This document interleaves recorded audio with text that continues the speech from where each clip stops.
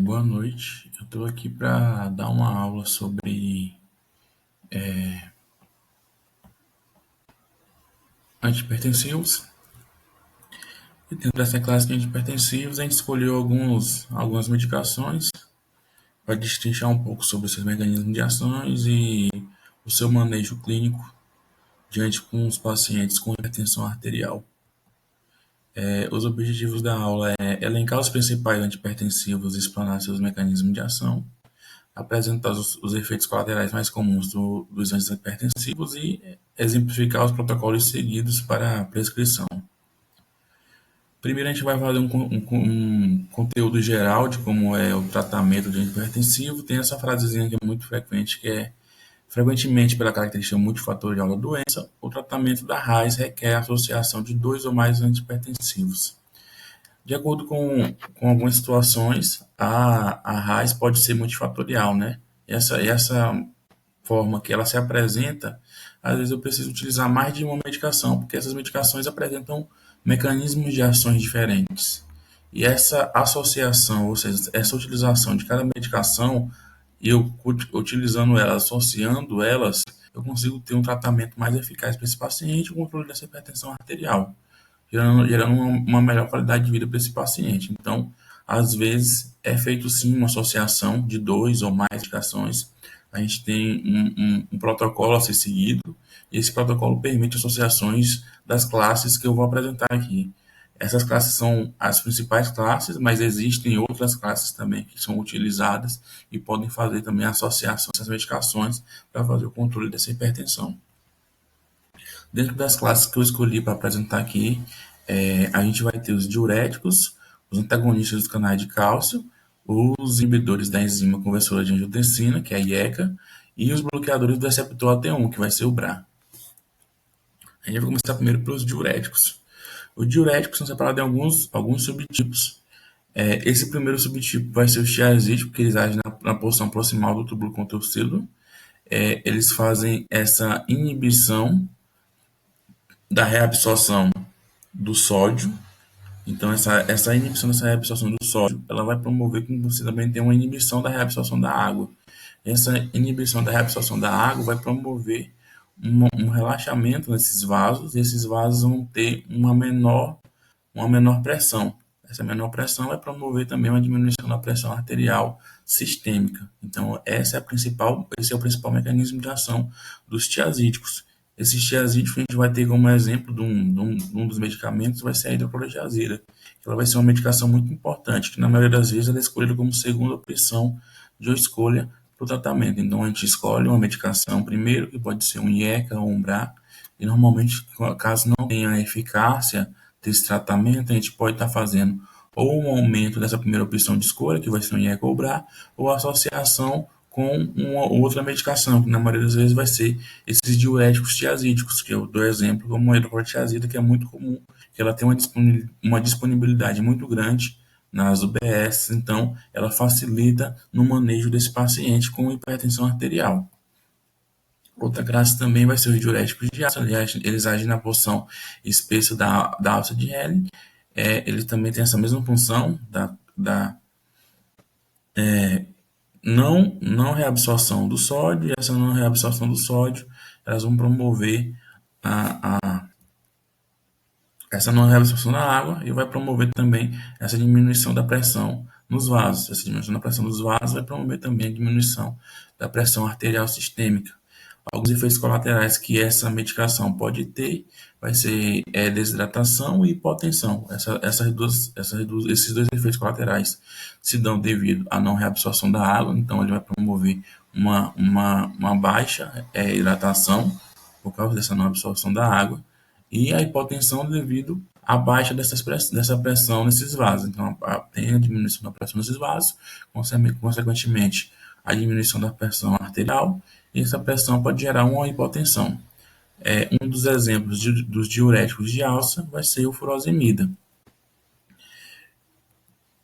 Outro tipo de diurético que vai ser muito importante também no manejo do paciente com hipertensão vai ser os poupadores de potássio. Eles vão agir no terço distal do túbulo contorcido, então eles vão promover essa não reabsorção de alguns eletrólitos, mas eles têm uma característica muito importante, que eles vão poupar o potássio, que é uma característica muito importante, que vão evitar alguns efeitos colaterais nesse paciente, com essa poupação desse potássio. Então, vão gerar uma hipopotassemia. Então, eles são muito importantes por causa dessa característica deles, e essa medicação também tem sua importância dentro do manejo clínico do paciente no tratamento. Na maioria das vezes, ela é utilizada como uma quarta medicação de escolha para a conduta diante desse paciente. Quando a gente fala quarta medicação de escolha, a gente pode imaginar, então não tem muito essa valorização. Não, tem sim.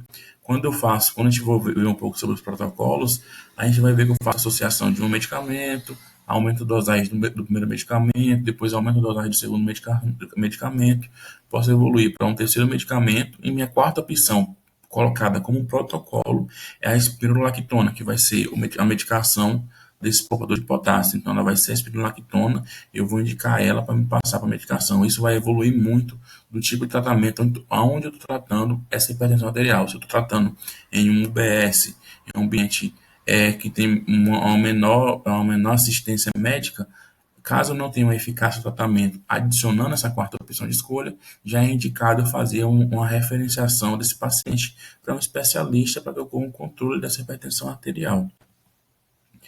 Outra classe de medicações antihipertensivos vai ser os antagonistas dos canais de cálcio. Os antagonistas dos canais de cálcio, eles vão diminuir a concentração do cálcio livre dentro dessa zona aqui, característica. Então, com essa diminuição desse cálcio livre nessa zona, eles vão diminuir a propagação do impulso nervoso, o que vai gerar um relaxamento dos vasos, que vai gerar uma vasodilatação, consequentemente.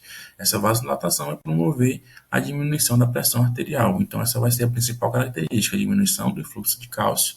Essa diminuição desse fluxo de cálcio, que a gente sabe que é muito importante para esses vasos, a promover a contração desses vasos, vai gerar uma vasodilatação. Essa vasodilatação vai, consequentemente, diminuir a pressão arterial. Os principais medicamentos dos antagonistas de cálcio, dos canais de cálcio, vai ser o olanzapina e o nifedipina. Então, vão ser medicamentos muito escolhidos para ser utilizados para tratar a hipertensão. Na maioria das vezes, eles vão ser utilizados como a terceira medicação para associação do tratamento, caso não tenha eficácia na primeira e nem na segunda. Então, eles vão associar como terceira opção os antagonistas do canal de cálcio. Então, eles têm esses principais tipos de medicamentos, que vai ser o olanzapina e o nifedipina, que tem uma grande eficácia no tratamento. Muito importante também citar que eles têm uma eficácia maior ainda em pacientes com idade superior a 60 anos. Então, ela apresenta essa eficácia maior em pacientes nessa faixa etária. Outro tipo de classe de medicamentos vai ser os inibidores da enzima conversora de angiotensina, que vai ser a IECA. Ela, dentro da característica principal, vou passar um pouco aqui a imagem para me explicar um pouco nesse fluxo aqui. A gente vai ter um angiotensinogênio. Esse angiotensinogênio vai ser transformado na angiotensina 1, através da renina. A renina vai fazer a transformação desse angiotensinogênio em angiotensina 1. Depois vai chegar a enzima conversora de angiotensina, que vai ser a ECA. Essa ECA vai ser produzida no pulmão. Então, ela vai chegar, vai transformar a angiotensina 1 em angiotensina 2, e depois seguir todo o processo para a gente ter a liberação de aldosterona lá na frente.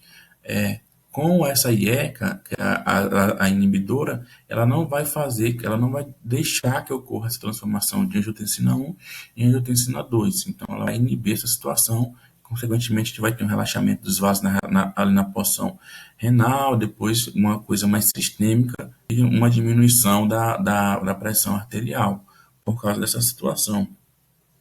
Outra medicação que a gente vai ter também, que vai atuar nessa mesma via, vai ser o BRA, que é o bloqueador do receptor AT1. Esse bloqueador do receptor AT1 ele vai estar relacionado aqui quando você for falar da angiotensina, se ligar ao receptor AT1 para depois você ter um aumento ou diminuição dessa pressão arterial.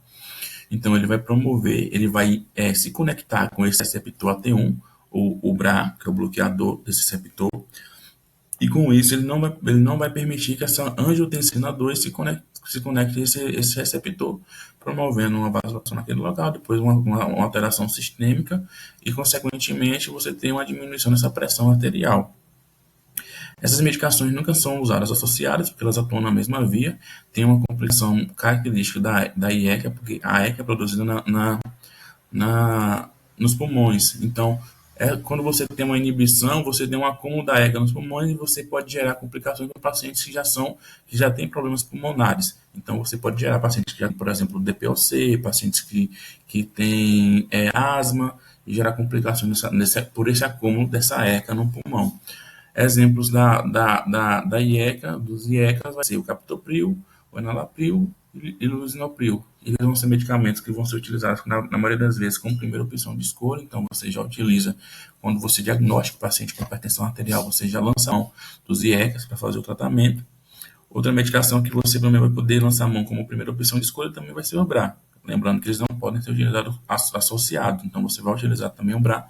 A característica dele também vai ser essa diminuição dessa pressão arterial pelo bloqueio da receptora T1 e não vai deixar com que a angiotensina 2 não se conecte com o receptor T1. Exemplos de bloqueadores de receptor T1, que vai ser o BRA, vai ser a losartana e a valsartana. São medicamentos que também são utilizados. Eles possuem uma eficácia maior ainda do que os IECAs, então eles são mais eficazes. Às vezes são um pouco mais caros, se caso não tenha disponível na UBS, fica um pouco mais caro para o paciente pagar. Então a gente tem que ver também essas opções. Então você lança a mão deles como primeira opção no tratamento, tanto o IECA como o BRA, e lembrando que a gente não pode fazer a associação dos dois. E aqui falar um pouco agora sobre o protocolo dos manejos para iniciar um tratamento com esse paciente com hipertensão arterial. A gente tem uma coisa estabelecida um pouco pela OMS sobre a pressão sistólica e a pressão diastólica. Paciente com pressão sistólica maior do que 140 milímetros de mercúrio ou com pressão diastólica maior do que 90 milímetros de mercúrio, eu posso iniciar o tratamento com para hipertensão arterial.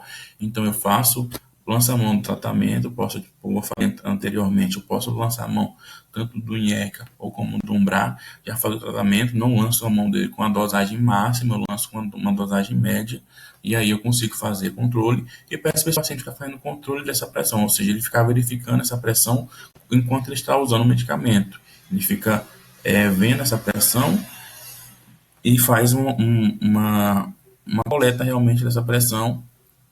Então ele anota quanto ele estava a pressão, que até é o MRPA, que é um protocolozinho que a gente segue, o paciente anota o dia, anota o horário e anota naquele horário quanto estava a sua pressão durante determinado dia. Aqui na OMS a gente fala de 4 a 6 semanas para o paciente ficar fazendo isso. Só que como o paciente pode variar de um para o outro, ele pode ter uma pressão arterial mais descontrolada, a gente bota 7 dias. Então o paciente faz o controle durante 7 dias e eu posso verificar como está essa pressão, e aí eu posso fazer a associação dessa medicação, o aumento da dose, ou eu posso continuar a medicação como está, se eu tiver mantido o controle dessa pressão arterial. Aqui mostra um pouco mais sobre a escada para esse controle. Então eu tenho de cara um IECA ou um BRA com a dose média, então não vou utilizar a dose máxima. Caso não tenha um controle após essas 4, 6 semanas, eu posso estar aumentando a dose desse IECA, desse BRA, posso estar dobrando a dose, então ele vai chegar na sua dose máxima. Aí, caso não tenha um controle, eu posso associar a segunda medicação. Então, associando a segunda medicação, que na maioria das vezes vai ser um diurético de alça, não um diurético distal. Então, na maioria das vezes vai ser uma hidroclorotiazida, na verdade, um diurético de tipo proximal, um clorotiazida ou esses tiazídicos mesmo. Então, eu vou utilizar essas medicações. Utilizando essas medicações, eu vou ver esse controle dessa pressão. Então, o paciente vai continuar aferindo essa pressão para mim continuar tendo esse controle. Então, ele vai aferir por mais 4, 6 semanas. Então, com essa aferição, essa pressão, eu consigo ver esse controle dele. Caso ele não tenha esse controle da pressão, eu posso aumentar essa dosagem desse segundo medicamento para ele chegar na dose plena dele, ou eu posso associar já com a terceira medicação, que no caso vai ser aqueles bloqueadores do canal de cálcio, inibidores do canal de cálcio, que vai ser o anodipino ou o nifedipino, que eu posso associar com eles. Caso eu não tenha um controle, eu vou para aquela quarta opção que eu falei sobre aqueles diuréticos, que é o diurético poupador de potássio, que vai ser a espironolactona, que vai ser sempre essa minha quarta opção. Então, eu posso associar com esse diurético poupador de potássio, que é a espironolactona, e com isso eu faço controle por mais um tempo para ver se esse paciente tem um controle da pressão arterial. Eu associar essa quarta medicação aqui varia muito de médico para médico, porque às vezes o médico, quando ele associa a terceira medicação, ele já prefere referenciar esse paciente para o especialista.